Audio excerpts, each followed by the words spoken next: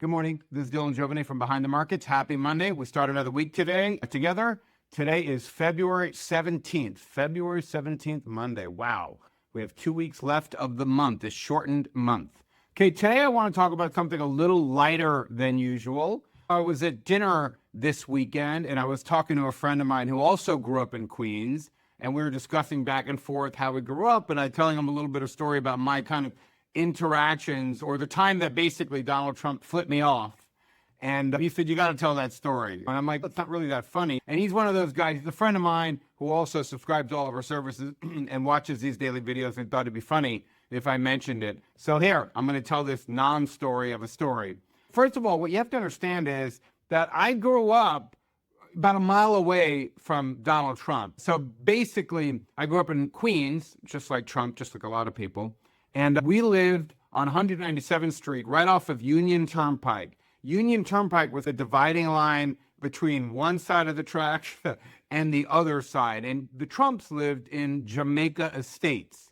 So they lived in all those big houses. And we lived in apartments, garden apartments, they called them, and buildings. So we were like the little rascals. You remember the little rascals? And we were just running around doing all types of weird things, causing all types of trouble when we were kids growing up in New York in the 70s.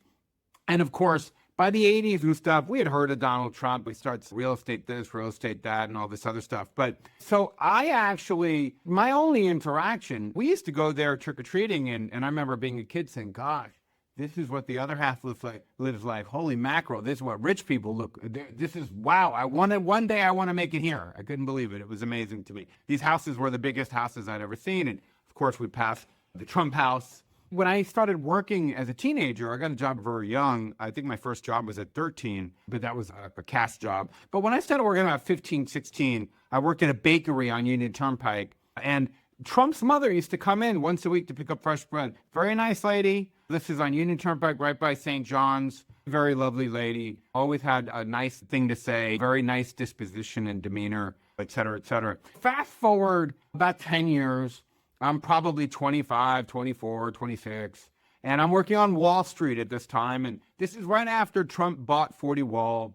And I have a good friend of mine that I also grew up with that grew up right in that neighborhood too, named Andrew. And he actually became a very big tech guy, a network engineer in New York, meaning that he would run T1 cable and fiber into buildings when that was still a big thing in the 90s, as America was getting online, to borrow that phrase.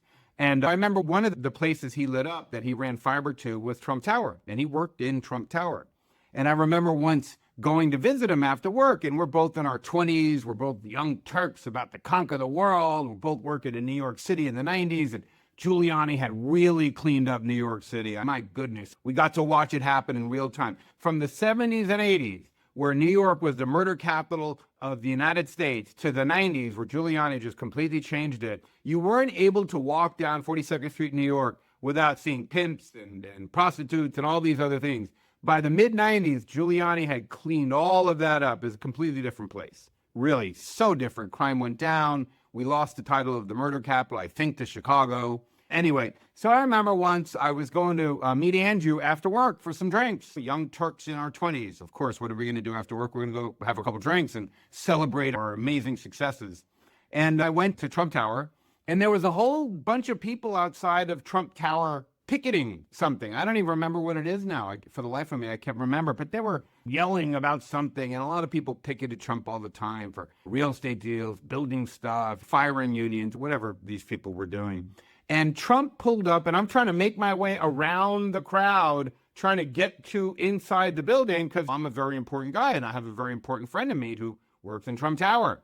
And Trump pulls up, and a limousine pulls up. I didn't even know what was happening. A limousine pulls up, and Trump gets out, and I hear the crowd go, like screaming and with signs. Again, I don't remember what they were. And I happened to walk right by to get in past security, past where the police and security is holding the picket line. And Trump gets out, and he flips off the crowd, but he's staring right at me. He obviously must have thought I was part of the crowd. So basically, he was like 5 or 7 feet away from me, and he put a middle finger on me because he thought I was part of the crowd. He didn't realize I was going in there to meet my friend. So that's a funny story, kind of a silly story. But, my friend who subscribes to all these other newsletters and sees what's going on out there, he says every single person out there, they're talking about the time they met Trump, the time they did this, the time they did that. You should talk about the time Trump flipped you off. So I thought that was a little funny, silly story. I have been to Mar-a-Lago. I have not met Trump. Trump never called me personally down there. This is the extent of any relationship we have. One good thing I could say is that, like all of us Queens boys, he's a fighter. He never gives up. And that's probably the best compliment I ever got in my life, when somebody said, Dylan, he's relentless. He doesn't stop. He never quit. That's a Queens thing, I think, or just a tough thing. Anyway, you guys know what I'm talking about. A lot of you watching this are tough like that too. No excuses. Just keep on fighting. Anyway, have a great Monday. I will see you tomorrow.